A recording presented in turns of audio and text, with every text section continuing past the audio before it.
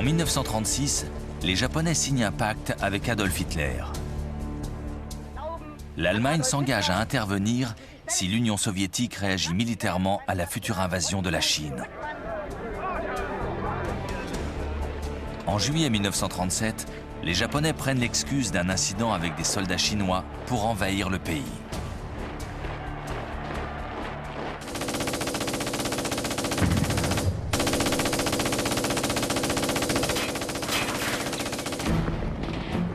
Prise d'abord par surprise, la Chine se ressaisit.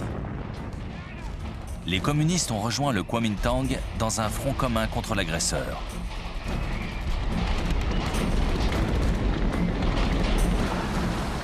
Le Japon contre-attaque en faisant débarquer de plus en plus de troupes.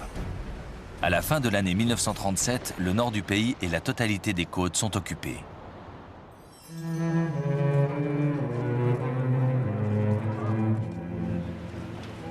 L'armée nippone fait preuve d'une extrême brutalité. Les villes sont violemment bombardées. Les Occidentaux évacuent les centres commerciaux comme le port de Shanghai. La ville sera assiégée pendant 3 mois.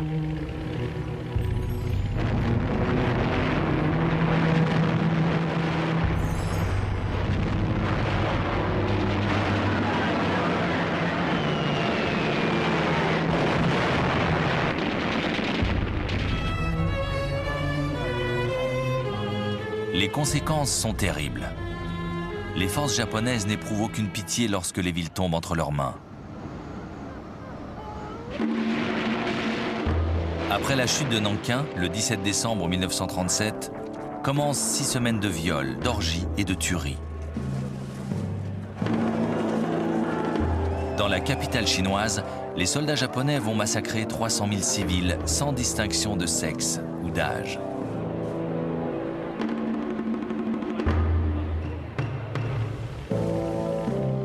Ils vont même attaquer les bateaux de guerre américains et britanniques venus protéger l'évacuation de leurs ressortissants. L'incident le plus grave intervient le 1er décembre 1937. Le vaisseau américain Panay est coulé par des bombes nippones.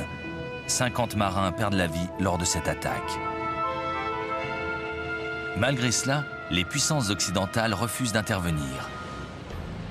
Et la Société des Nations semble toujours aussi impuissante.